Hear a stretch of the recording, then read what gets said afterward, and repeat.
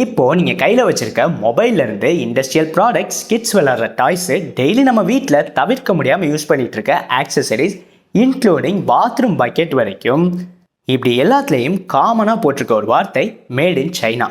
எப்படி ஒரு தனி கண்ட்ரியால் இப்படி ஒட்டுமொத்த உலக நாடுக்கும் அன்லிமிட்டடாக சப்ளை பண்ண முடியுது?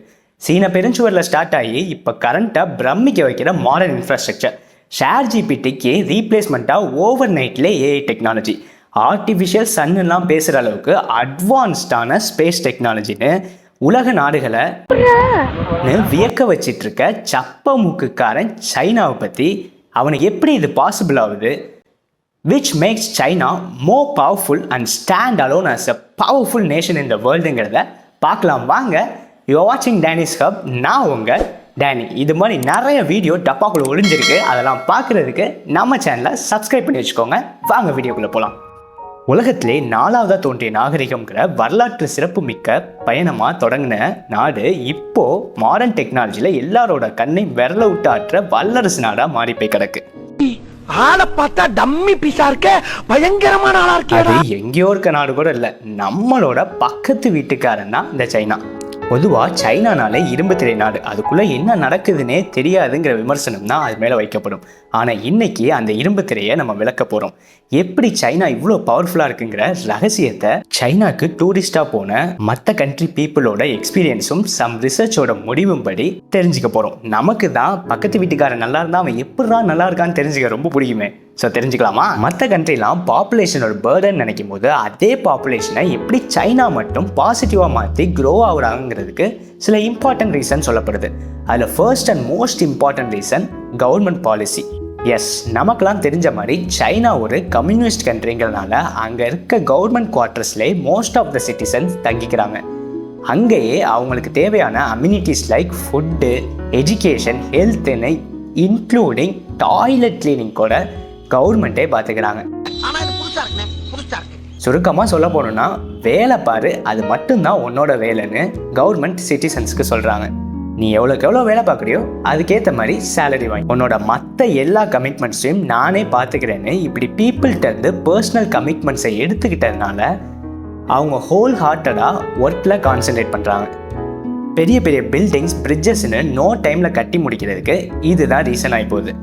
இவங்களோட இந்த பாலிசினால அவங்களால அவ்வளோ பெரிய பாப்புலேஷனை மேனேஜும் பண்ண முடியுது, கிடுகிடுன்னு வேலை முடியுது, படபடன்னு எக்கனாமியும் வளருது.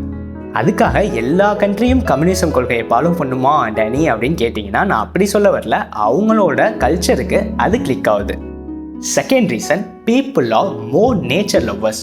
கவர்மெண்ட் இந்த அளவுக்கு பண்ணுறாங்கன்னா அதுக்கு பீப்புளோட ஒத்துழைப்பு இல்லைன்னா இது பாசிபிள் இல்லை. நம்ம நாடு மாதிரி ரூல்ஸ்னால் என்னென்னலாம் கேட்காம கவர்மெண்ட்டோட ரூல்ஸை சைனீஸ் பீப்புள் அவ்வளோ பர்ஃபெக்டாக ஃபாலோ பண்ணுறது மட்டும் இல்லாமல் நேச்சர் லவ்வர்ஸாக இருக்காங்க. இதை ஒன்றும் நான் சும்மா சொல்லலை. சைனாவை நீங்கள் டைரெக்டாக விட்னஸ் பண்ணிங்கன்னா உங்களுக்கே உண்மை புரியும். அவங்களோட எல்லா இன்ஃப்ராஸ்ட்ரக்சரும் இயற்கையை ஒட்டி இயற்கையோடு இணைந்த ஒரு வளர்ச்சியாக தான் இருக்கும். அவ்வளோ பெரிய அப்பார்ட்மெண்ட்ஸ் பக்கத்துலேயே கண்ணாடி மாதிரி ஆறு ஓடிட்டு இருக்கும், அந்த அப்பார்ட்மெண்ட்டோட எந்த வித ட்ரைனேஜும் கலக்காமல். இதெல்லாம் எந்த கவர்மெண்ட்டாலையும் ரூல்ஸ் போட்டெல்லாம் பாசிபிள் பண்ண வச்சிருக்கவே முடியாது. மக்கள் மனசுலேருந்து மாற்றம் வராமல் எதுவுமே இங்கே மாற போகிறதில்ல. ஏன்னா மக்கள் எவ்வளியோ அரசனும் அவ்வளியே. இதை புரிஞ்சுக்கிட்டு அவங்க வாழ்கிறதுனால தான் அவங்களோட இயற்கை வளம் பாதுகாக்கப்படுது. அதனால டூரிசம்லேயும் அவங்க பயங்கரமான வருமானத்தை பார்க்குறதோட மட்டும் இல்லாமல் கிடைக்கிற இடத்துலலாம் ஃபார்மிங் பண்ணுறதுனால அக்ரிகல்ச்சர் ப்ராடக்ட்ஸ்லையும் நம்பர் 1 கண்ட்ரியாக இருக்காங்க. And third reason, completely different and high education system. இந்த அளவுக்கு மாடர்ன் டெக்னாலஜியில் ப்ளே பண்ணணும்னா அதுக்கு ஸ்ட்ராங்கான ஃபவுண்டேஷன் வேணும் இல்லையா? ஸோ ஃப்ரீயாக கொடுத்தாலும் practical orient class plus optimistic thinking எபிலிட்டின்னு ஹை எஜுகேஷன் சிஸ்டமை சைனா கவர்மெண்ட் ப்ரொவைட் பண்ணுறாங்க. நம்மலாம் சின்ன பிள்ளையா இருக்கும்போது ஒரு காக்கா படத்தை காமிச்சு இது என்னன்னு கேட்டால் காக்கான்னு சொல்லுவோம். ஆனால் சீனாவில் இருக்க குழந்தைங்கள்ட்ட போய் காமிச்சா இது காக்காவோட படம்னு அவ்வளோ ஆழமான அறிவோட சொல்லுவாங்க. அந்த அளவுக்கு புரிதலோடும் டிசிப்ளினோடும் குழந்தைங்க வளர்றதுனால நல்ல ஒரு ஆரோக்கியமான என்விரான்மெண்ட் உருவாகுது. சைனாவோட பப்ளிக் சர்வீஸ் எக்ஸாம் தான் வேர்ல்ட்லே டஃபஸ்ட் எக்ஸாம். சைனாவில் நீங்கள் எந்த டிகிரி படிக்கணும்னாலும் என்ட்ரன்ஸ் எக்ஸாம் மஸ்ட்டு. இப்படி உங்கள் ஹை குவாலிட்டியோட ரெக்ரூட் பண்ணுறதுனால எம்ப்ளாயிஸும் அதே குவாலிட்டியில் வர்றதுனால அதுக்கேற்ற ரிசல்ட் வருது. Number 4, drug free society. நம்ம ஏஜென்ட் விக்ரம், லியோலாம் ஆசைப்பட்ட மாதிரி நம்ம ஊர் ட்ரக் ஃப்ரீ சொசைட்டியாவை இன்னும் எத்தனை வருஷம் ஆகும்னே தெரில. ஆனால் சைனாவில் most part of the country drug free society தான். நான் முன்னாடியே சொன்ன மாதிரி மக்களோட ஒத்துழைப்பு இல்லாமல் எவ்வளோ ஸ்ட்ரிக்டான ரூல்ஸ் போட்டாலும் இது பாசிபிள் இல்லை. ஸோ சைனீஸ் பீப்புள் மோஸ்ட்லி ட்ரக்ஸை அவங்களாவே விரும்புறதில்ல.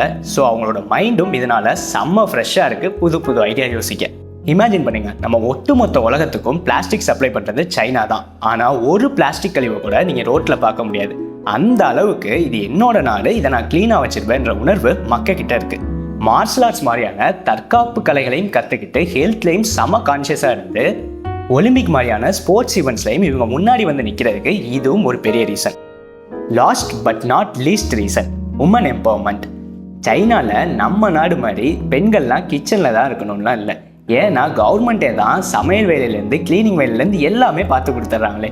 ஸோ பெண்களும் ஒர்க்கில் கண்ட்ரிக்கு எவ்வளோ கான்ட்ரிபியூட் பண்ண முடியுமோ அவ்வளோ கான்ட்ரிபியூட் பண்ணுறாங்க. அங்கே இப்படி இருக்க மேல் ஃபீமேல் ஈக்குவாலிட்டியால் சோசியல் ஈக்குவாலிட்டி மட்டும் வர்றது மட்டும் இல்லாமல் ஒர்க் செக்டாரும் செம்ம ஃபயராக இருந்து எவ்வளோ பெரிய ஒர்க்காக இருந்தாலும் டீம் ஒர்க்கில் பக்காவாக செஞ்சு முடிச்சிடுறாங்க. இதனால கண்ட்ரியோட க்ரோத்தையும் இது பூஸ்ட் பண்ணி விடுது. எது எப்படியோங்க, நம்ம பக்கத்து வீட்டுக்காரன்ட்டு இவ்வளோ நல்ல விஷயம் இருக்கும் போது அதை எடுத்துக்கிறதுல எந்த தப்பும் இல்லை. அண்ட் அவனோட வளர்ச்சியை தொடங்கி வச்சதே நம்ம முன்னோர்கள் தாங்கிறதையும் மறந்துட வேணாம். அதனால நம்மளால கண்டிப்பாக முடியும். வெகு சீக்கிரம் நம்மளும் இதே வளர்ச்சி அடைய போகிறோம். தொடர்ந்து பயணிப்போம், நல்லதே நடக்கும். இந்த வீடியோ உங்களுக்கு பிடிச்சிருந்தா லைக் பண்ணிக்கோங்க. அடுத்த வீடியோவில் நான் எதை பற்றிலாம் பேசலாங்கிறத கமெண்ட்ஸில் சொல்லுங்கள். நான் உங்களை அப்போ அடுத்த வீடியோவில் சந்திக்க வரேன். பாய் பாய், லவ் யூ கை.